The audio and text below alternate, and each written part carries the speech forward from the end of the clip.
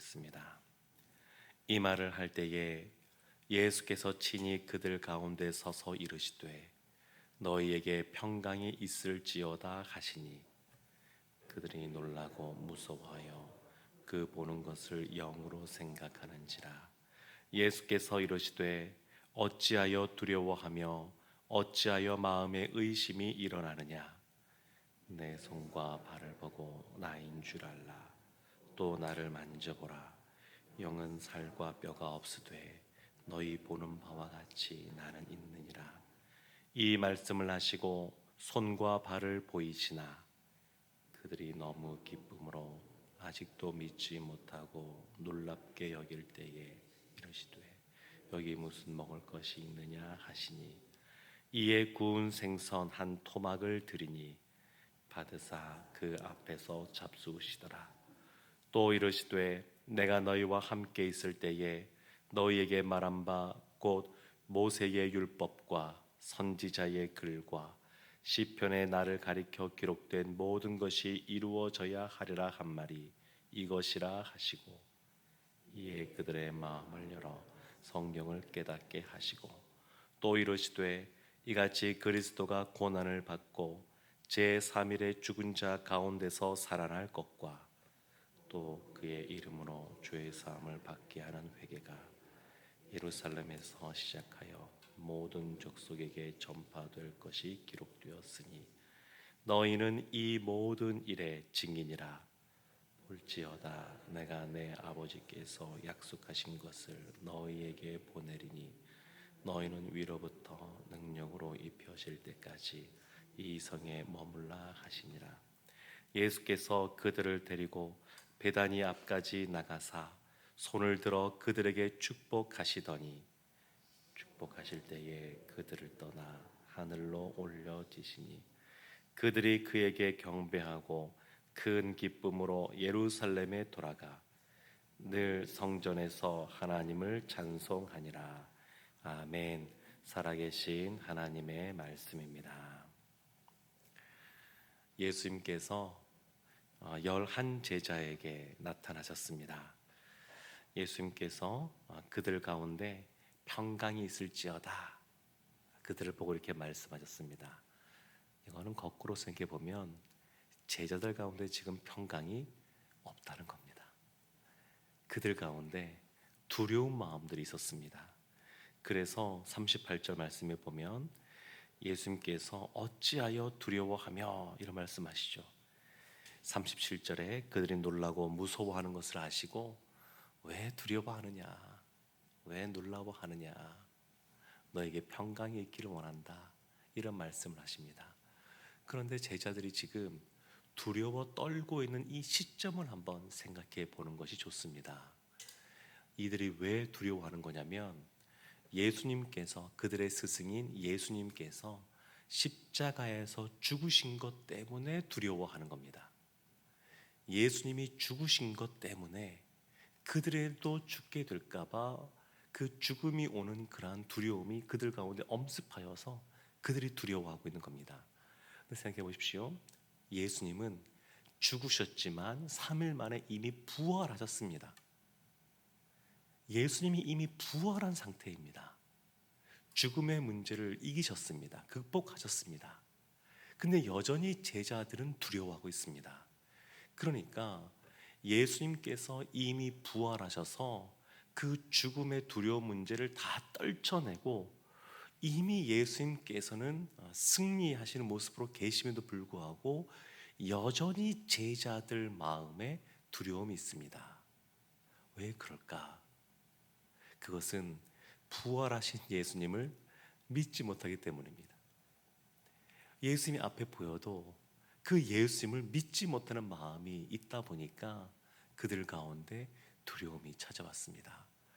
예수님께서 반복해서 말씀하셨고 또 여러 사람에게 보이시면서 예수님의 부활을 알리셨음에도 불구하고 여전히 그 예수님의 부활을 믿지 못하니까 그들 가운데 두려움이 있었습니다.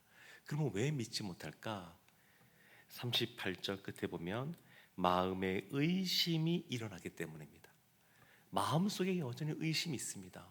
아니, 사람이 태어나면 다 죽게 되어 있고 죽으면 다시 살아나지 못하는데 예수님께서 부활하셨다는 것을 그 믿지 못하고 마음에 의심이 있다 보니까, 의심이 있어서 예수님의 부활을 믿지 못하고, 그래서 그 안에 오는 두려움이 있고 그래서 떨고 있는 그러한 제자들의 모습이 있었습니다. 예수님께서 이들에게 어떻게 행하셨냐면 45절 말씀에 이렇게 행하셨습니다.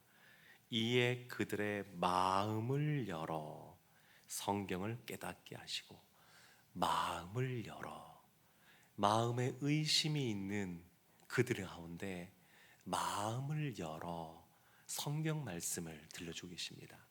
그래서 우리가 주일날도 또 어제도 또 보았지만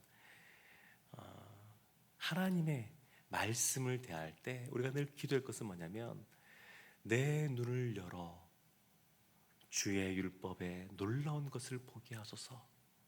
그전 번역은 주의 말씀에 기이한 것을 보게 하소서, 이렇게 번역이 됐었는데 우리가 늘 그렇게 기도해야 됩니다. 마음문이 열리면 평소에는 그냥 지나가던 말씀들이 우리의 마음에 꽂히게 됩니다. 뭐 그런 경험들 있지 않으십니까? 그냥 늘 평소에 듣고 뭐 보던 그런 말씀인데 어느 순간 우리의 마음에 깊숙하게 다가오는 그런 말씀들이 있습니다. 그냥 늘 부르던 찬양이고 늘 부르던 뭐 듣던 말씀인데 어느 순간 두려워하지 말라, 내가 너와 함께함이라, 이런 말씀이 그냥 우리 마음에 확 꽂힐 때가 있습니다. 이게 마음 문이 열려서 그렇습니다. 마음 문이 열려서. 지금 예수님께서 마음 문을 열어주고 계신 겁니다.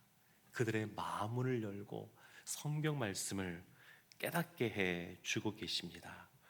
그래서 이 제자들이 이제 예수님이 승천하실 때 변화되는 모습을 보여주게 되는데, 50절 말씀부터 보게 되면 예수님이 승천하시는 장면이 나옵니다.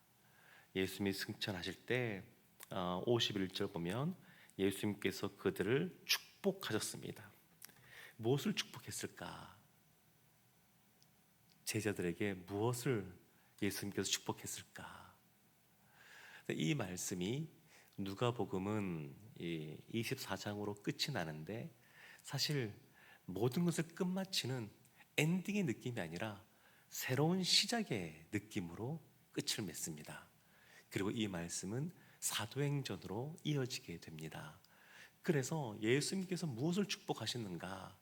사도행전 1장을 보면 보다 분명하게 드러나는데, 이 제자들이 제자다운 삶을 살 수 있도록 예수님께서 말씀 주신 그 지상 대명령을 제자들이 감당할 수 있도록 예수님께서 이전과는 다르게 사람 낚는 어부가 될 수 있도록 그렇게 축복하신 겁니다. 그리고 그것이 사도행전에 보면 성취되는 것을 볼 수가 있습니다. 예수님이 승천하실 때 눈에 띄는 이 두 가지가 오늘 본문에 짧지만 기록되어 있는데, 하나는 예수님이 축복하셨다는 겁니다. 제자들이 이전에 예수님이 예루살렘에 입성하셔서 왕이 되시면 한 자리 차지할 걸로 기대를 했었습니다. 나라가 독립될 걸로 기대했습니다. 이전에 그들이 가졌던 어떤 바램, 그들의 어떤 그 소원, 이것이 이루어지지 않았음에도 불구하고 이들 가운데 무엇이 생겼냐면 52절 말씀에 보면 그들이 그에게 경배하고 큰 기쁨으로 예루살렘에 돌아가서 성전에서 하나님을 찬송합니다. 이것이 달라졌습니다. 그들의 마음에 의심이 있고 예수의 부활을 믿지 못하고 그래서 두렵고 떨고 있던 그들에게 예수님이 마음문을 열어주시고 말씀을 깨닫게 해주시고, 그러니까 이들이 예수님의 부활을 믿게 되었습니다. 예수님의 부활을 믿은 그들에게 예수님께서 축복하셨습니다. 축복하시고 또 하나님 예수님께서 그에게 은혜를 베풀어 주시니까 자신들을 잡아 죽이려고 했던 그 두려운 곳인 예루살렘으로 다시 돌아가는 겁니다. 왜 돌아갔을까요? 예수님께서 예루살렘을 떠나지 말고 성령이 임할 때까지 기다리라 말씀하셨으니까 이제 이들이 이 말씀에 순종하는 겁니다. 예수님의 십자가 고난과 부활에 대하여 여러 번 말씀하셨지만 제자들이 믿지 않고 도망치고 하던 모습을 보여주었었는데, 이제 그들의 마음 문이 열리고 말씀을 통해서 마음이 굳건해지고, 그리고 예수님의 부활을 믿으니까, 모든 죽음의 문제까지 이겨내신 그 주님을 믿으니까 이제 담대함이 생긴 겁니다. 그 예루살렘을 돌아갔고 말씀에 순종하여서 그곳에서 머물면서 기도하는 모습을 있었습니다. 그랬더니 그들 가운데 큰 기쁨이 있었습니다. 큰 기쁨. 사랑하는 성도 여러분, 오늘도 우리가 오늘 기도할 때에 하나님께서 이미 이루셨는데 우리가 믿지 못해서 마음에 두려워하고 불안해하고 무서워하는 것이 있다 그러면, 우리의 마음 문을 열어 주의 말씀에 놀라운 것을 보게 해달라고 기도하길 원합니다. 우리의 마음 문을 열어서 믿음을 갖고 담대하게 주님께 기도하고 주님 주시는 평강이 우리 가운데 가득하기를 기도하기를 원합니다. 그 주님을 믿음으로 우리 가운데 큰 기쁨이 있도록 기도하기를 원합니다. 이런 은혜가 오늘 이 새벽 우리 가운데 가득하기를 주님의 이름으로 축원합니다. 아멘.